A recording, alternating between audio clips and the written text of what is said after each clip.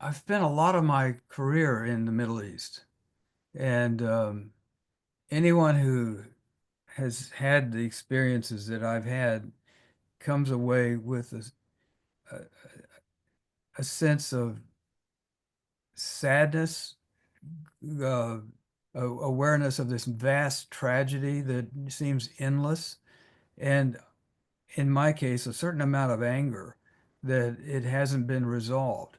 It's clear that that war is never going to resolve the problem. And this has been made evident in one war after another. Somewhere along the line, an agreement is going to have to be made. And but on the road to that, uh, we're seeing just this immense amount of trauma, which is just creating the next generation of terrorists, the next war and reprisal. It's been one long continuous war is the way that I see it.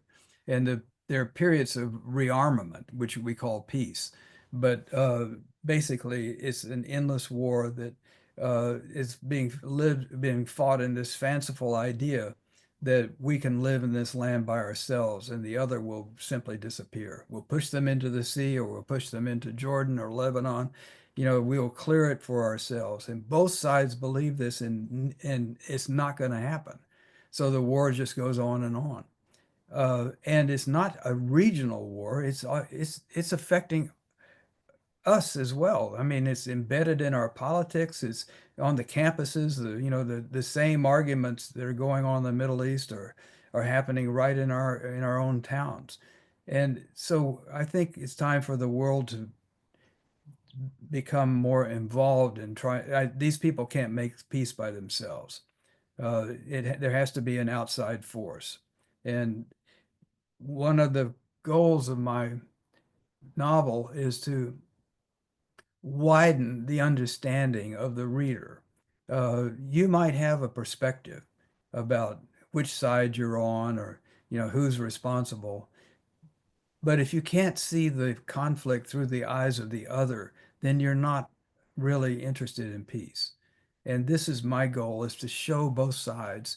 And there are not just two sides, there are many sides to this conflict. And that's each of the characters, I don't want them to be stereotypes, but they all have uh, a perspective that has to be honored and understood if you want to really do something about this problem. Yossi Ben Gal is a deputy chief in this Israel police station in Hebron.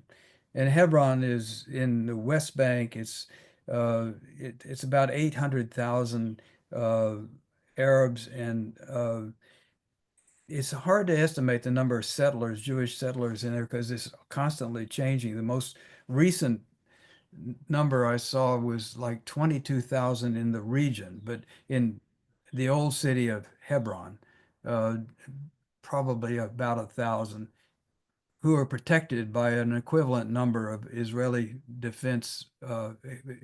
soldiers. And a terrible crime takes place. The chief of police is kidnapped and murdered. And so Yossi's investigating the murder of his superior. And they had not liked each other very much, but they were uh, and then along comes a newcomer to town, a Palestinian American named Tony Malik, and he's arrested, uh, in part just because he's just come into town, but also he had fled the police chase. He had no idea they were cops, but they were chasing him, and so he's arrested, and they discover that he actually is also an FBI agent.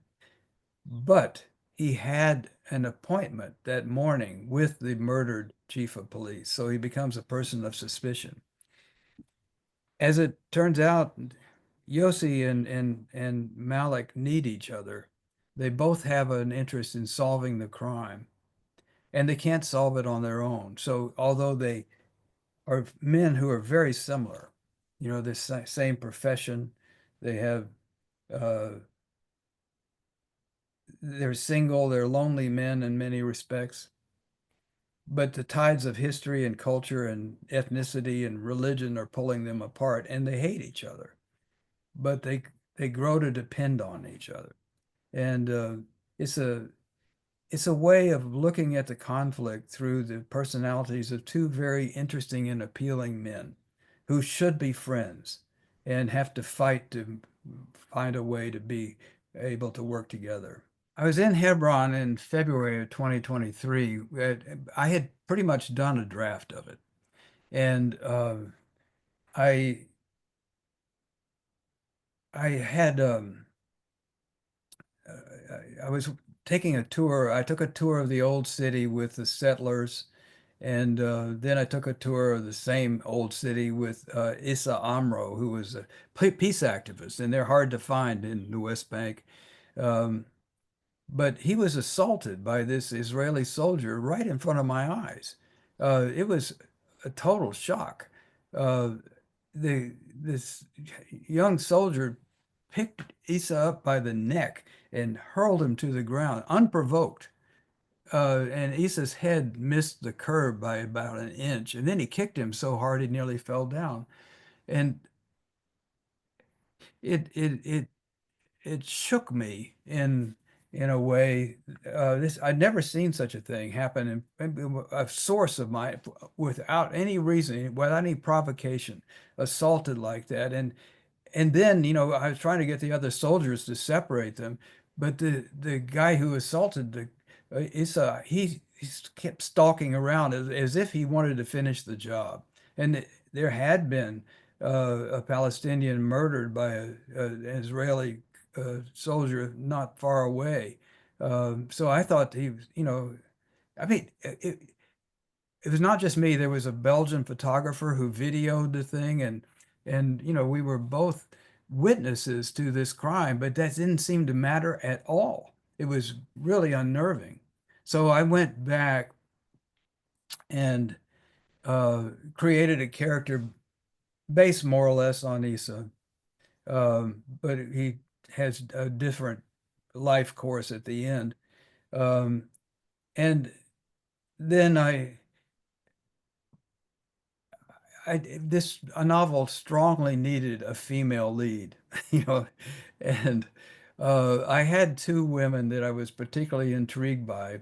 One, the woman who brought Tony Malik back to the region was his cousin Dina, who was getting married, and I I really related to her because I've always been fascinated by the fact that Arab women are the most underutilized resource in the region. It's especially like in Saudi Arabia, the most highly educated and least employed.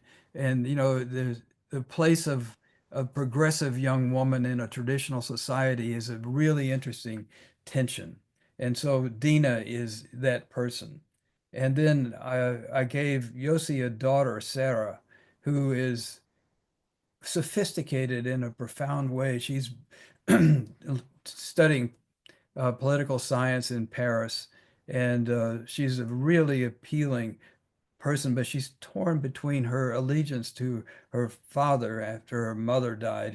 She was the only one in his family, and her longing to leave Israel behind, and along with its problems. So she's tormented by this occupation. These are all people that I have known in real life in one way or another. And some of the conversation is actually stuff that I've heard over the years. And I wanted a place to put all of that.